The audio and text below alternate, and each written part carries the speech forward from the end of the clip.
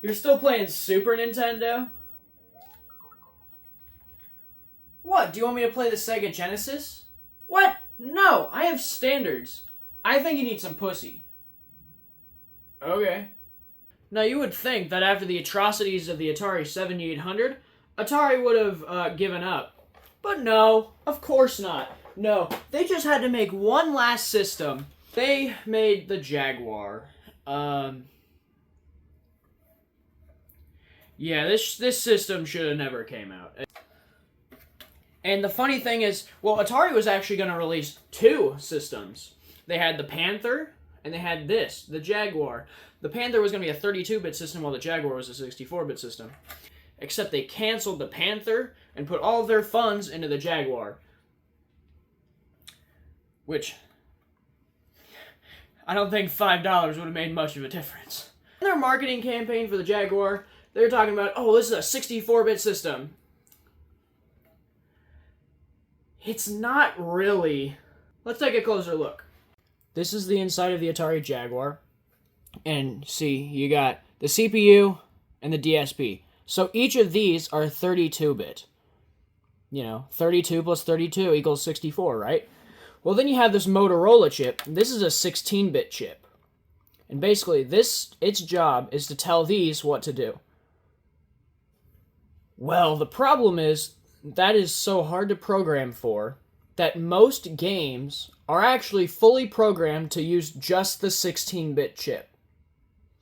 So, while the Jaguar is, well, kind of a 64-bit system, most games are actually just 16-bit games because they just use the 16-bit Motorola chip. I just want to make sure everybody knows this console released in 1993. 2 years after the Super Nintendo came out here in North America. This thing, out of the box, comes with RF. RF. You know, the shit you screw into the TV that, you know, consoles from, oh, I don't know, the 70s used? Granted, the 80s as well.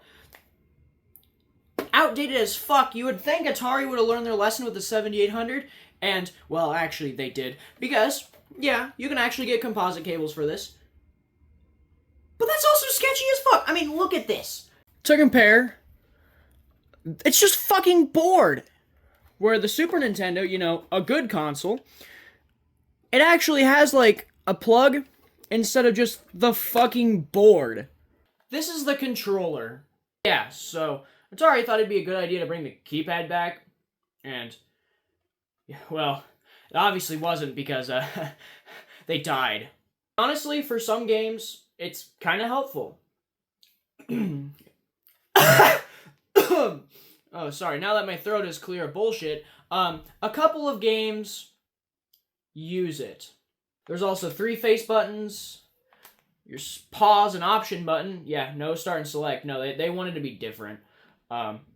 If you couldn't already fucking tell by how dumb this system is. And then, this is actually the first Atari controller, unless you count the links, to not have a joystick. Which means, this is the first controller made by Atari that actually has a stick smaller than mine. For how terrible the controller looks, it's actually not that bad.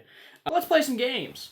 Actually, another weird thing I thought I'd mention is the controller connection is actually backwards. So, instead of the controller going into the console, technically the console goes into the controller. This is Cybermorph, the packing game. I'm not going to go too much into detail about it, but I do want to show just how impressive these 3D graphics are for a 64-bit system. Yeah. And I've got to say, in all honesty, it's the biggest piece of dog shit that I have ever heard. Where did you learn to fly? Come on, Star Fox is better than this.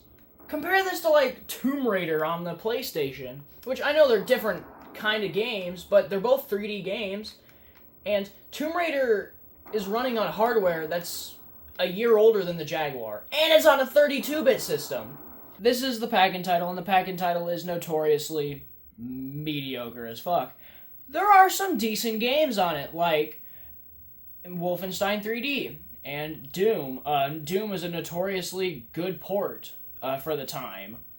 The only necessarily need to play games on the Jaguar are on something else, usually. Most of them are on something else. Like you can play Wolfenstein 3D on basically anything. You can play Doom on literally anything. Sure, Atari carts, sure, but just play Super Mario Kart. It doesn't feel like Atari. Now, in 1999, they released the Jaguar CD add-on for the Jaguar. Supposedly, they only shipped out 10,000 of those, and it kind of shows because those things are fucking rare and fucking expensive. And it only had, like, 12 games. In fact, as far as I'm concerned, that is the only system that I can think of that it's actually cheaper to buy every game for it than the system itself. So, is it worth buying a Jaguar? I mean, if you're a collector, I'd say so. There's a reason I bought a box one. But if you're gonna actually play it for fun, there's most of the games that are good on it are just better somewhere else. Now, there is Tempest 2000, but I'm sure there's ports of Tempest 2000. There's Tempest 4000 on the PS4. If you have a new one for some reason, there's Tempest 3000. Or just play Tempest. It's a cool system, and I don't hate it. It's a nice piece in my collection, but it's not worth buying if you just want to play it. And it is definitely worse than the Sega Genesis and the Super Nintendo.